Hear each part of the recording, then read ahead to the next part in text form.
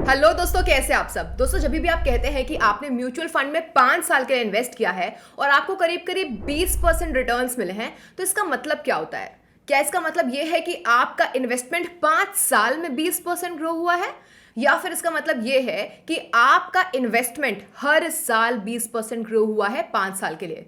क्या ये 20% returns SIP और दूसरे लमसम इन्वेस्टमेंट्स दोनों पे ही एप्लीकेबल है? दोस्तों, क्या आप भी इन अलग अलग टाइप के रिटर्न्स को लेकर के कंफ्यूज्ड हैं? जब भी कोई आपसे रिटर्न्स के बारे में पूछता है, तो क्या आप इन सारे रिटर्न्स में से सबसे हाईएस्ट नंबर बता देते हैं? डोंट वरी, इस वीडियो में हम आपके म्यूचुअल फंड्स के रिटर्न्स के बारे में बात करेंगे और कैसे इन्हें डिफरेंट फॉर्मेट्स में कैलकुलेट किया जाता है और इन्हें कैसे इंटरप्रेट किया जाता है, ये सब देखेंगे। तो आइए डीप डाइव करते हैं आज के टॉपिक में। तो दोस्तों, सबसे पहला और सबसे बेसिक टाइप का रिटर्न होता है जो कि आप किसी भी टाइप के इन्वेस्टमेंट में काउंटर करेंगे, नोटिस करेंगे, वो होता है एब्सोल्यूट रिटर्न। दोस्तों, ये वही रिटर्न है जिसके बारे में हम बचपन से ही पढ़ते आए हैं। दोस्तों, इन्वेस्टमेंट में कमाए हुए प्रॉफिट्स को उसके टोटल इन्वेस्टमेंट से डिवाइड करने पे जो आंसर आता है वो एब्सोल्यूट रिटर्न्स ही तो होता है। और इसे परसेंटेज फॉर्म में कन्वर्ट करने के लिए आपको सिर्फ और सिर्फ इसे 100 से मल्टीप्लाई करना होता है। आइए मैं आपको इसे एक एग्जाम्पल से समझाती हूं। तो मान लीजिए कि आपने मार्च 2017 में लमसम बेसिस पे एक म्यूचुअल फंड में 1 लाख रुपए इन्वेस्ट किए, राइट? और मार्च 2022 में इसकी करंट वैल्यू है 1,70,000। तो इसका मतलब है कि आपने 70,000 रुपए के प्रॉफिट यानी कि रिटर्न्स कमाए हैं, वही अपनी स्कूल वाली एनालॉजी के हिसाब से, राइट? नाउ इनिशियल इन्वेस्टमेंट में परसेंटेज रिटर्न कैलकुलेट करने पे ये 0.7 या फिर 70% निकल के आएगा। दोस्तों, दूसरे टाइप का जो रिटर्न होता है जो आप अक्सर देखते हैं वो है CAGR रिटर्न्स। इसे समझने के लिए आइए पहले हम CAGR का कॉन्सेप्ट समझ लेते हैं। So compounded annual growth rate, CAGR, इसका मतलब है कि साल दर साल आपके इन्वेस्टमेंट आपके लिए कितना कंपाउंडिंग रिटर्न जनरेट कर रहा है। इसे भी हम लोग सेम एग्जांपल से आइए समझते हैं। तो सपोज करते हैं कि आपने मार्च 2017 में लमसम बेसिस पे कितना इन्वेस्ट किया था? 1 लाख रुपए, राइट? और मार्च 2022 में आपका करंट वैल्यू कितना था? 1,70,000। इस केस में आपका CAGR होगा 11.2%। कैसे कैलकुलेट किया? दोस्तों, सिंपली फाइनल अमाउंट जो हमारे केस में 1,70,000 है उससे डिवाइड करना है इनिशियल अमाउंट से जो कि 1 लाख है, और इस रिजल्ट को आपको रेस करना है एक एक्सपोनेंट से, यानी कि उसकी पावर में 1 divided by number of years. हमारे केस में नंबर ऑफ ईयर्स क्या है? 2017 से 2022 5 साल है, राइट? तो जो भी वैल्यू आएगी उसके पावर में 1 टू द पावर 5 करेंगे, रेस करेंगे।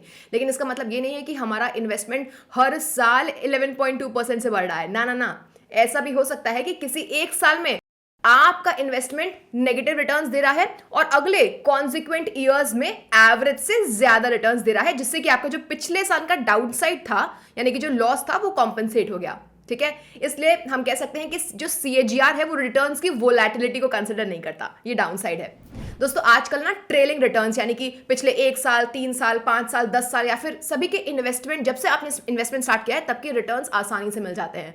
तो आप इन्हें एक रेफरेंस की तरह यूज कर सकते हैं दूसरे फाइनेंशियल इंस्ट्रूमेंट्स के साथ कंपैरिजन करने के लिए। फॉर एग्जाम्पल लाइक 5 ईयर जो फिक्स डिपॉजिट होता है आपको 6 to 7% CAGR देता है, तो इससे आप कंपैरिजन कर सकते हैं। ऐसे केस में जो हमारा इनिशियल इन्वेस्टमेंट था जो आपको 11.2% रिटर्न दे रहा था वो ऑफ कोर्स बेटर है।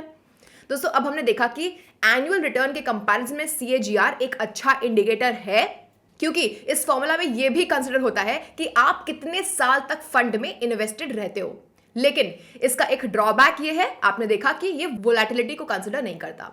जबकि मार्केट लिंक्ड इन्वेस्टमेंट्स तो हम जानते हैं कि उसमें वोलैटिलिटी इनहेरेंटली होती है, तो म्यूचुअल फंड को सिर्फ CAGR के बेसिस पे जज करना आई थिंक सही नहीं होगा। दोस्तों, अब आइए हम थर्ड रोलिंग रिटर्न्स को डिस्कस करते हैं।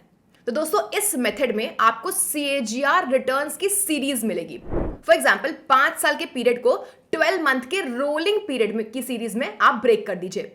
लाइक ईयर 1 के जनवरी से लेकर के ईयर 1 के दिसंबर तक, ईयर 1 के फरवरी से लेकर के ईयर 2 की जनवरी तक, एंड सो ऑन। दोस्तों, इस ग्राफ में HDFC फ्लेक्सी कैप फंड का 3/1/2005 से लेकर के 1/7/2022 तक का 1 मंथ रोलिंग रिटर्न आप देख सकते हैं।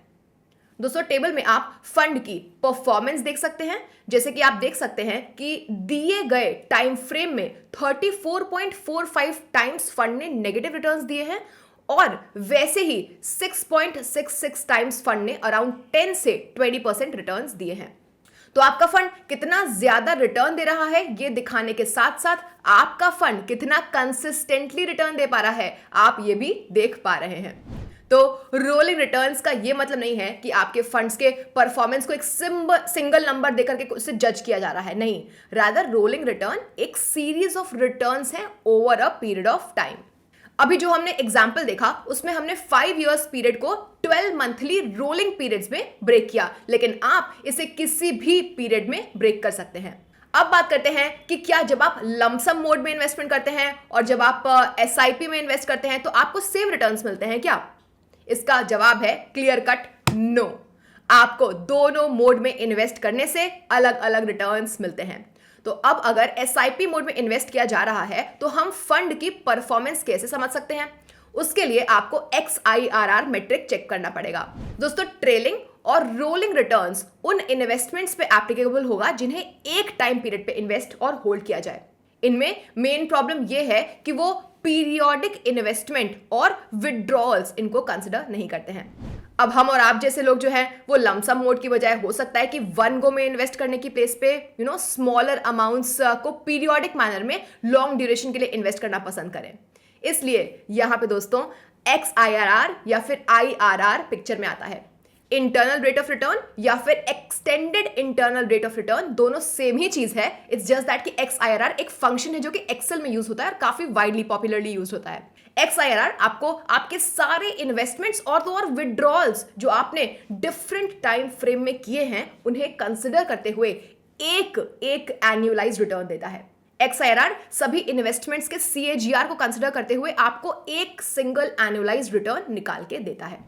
तो जब आप किसी एक्टिवली मैनेज्ड फंड में इन्वेस्ट करते हैं तो आपको पैसिव फंड के कंपैरिजन में ज्यादा एक्सपेंस रेशियो देना पड़ता है।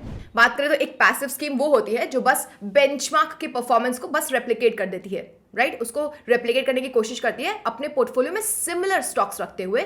और वहीं अगर एक्टिव की बात करें तो एक्टिव फंड्स की अपनी स्ट्रैटेजी होती है एंड एक्सपेक्टेड होता है कि वो बेंचमार्क इंडिसेस से बेहतर रिटर्न्स डिलीवर कर पाएगा। और दोस्तों इसीलिए इसमें जो एक्सपेंस रेशियो होता है एक्टिव में वो ज्यादा होता है। लेकिन ये समझना भी इंपॉर्टेंट है कि ये जो एक्टिव फंड है ये आपको बेंचमार्क इंडेक्स के कंपैरिजन से कितना एक्स्ट्रा रिटर्न्स दे रहे हैं।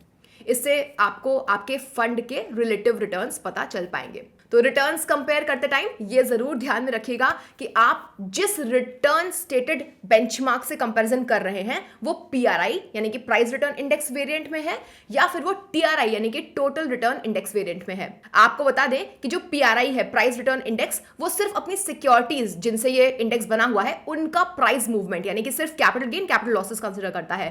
जबकि अगर हम टोटल इनकम इंडेक्स की बात करें तो उसमें एक टाइम फ्रेम की सभी offerings like dividend, interest, right offerings और दूसरे रियलाइज्ड डिस्ट्रीब्यूशन सभी कुछ शामिल होते हैं। और इसलिए आप भी समझ सकते हैं कि फेयर कंपैरिजन के लिए आपको हमेशा ट्राई वेरिएंट को ही देखना चाहिए। तो दोस्तों अब हम अपने कंक्लूजन पे आ चुके हैं।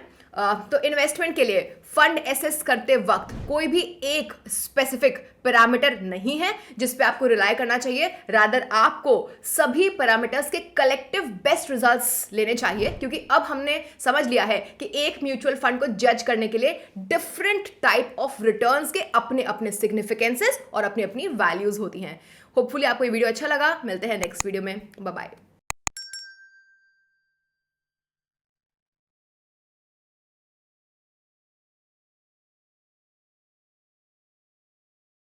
Mutual fund investments are subject to market risks. Read all scheme-related documents carefully.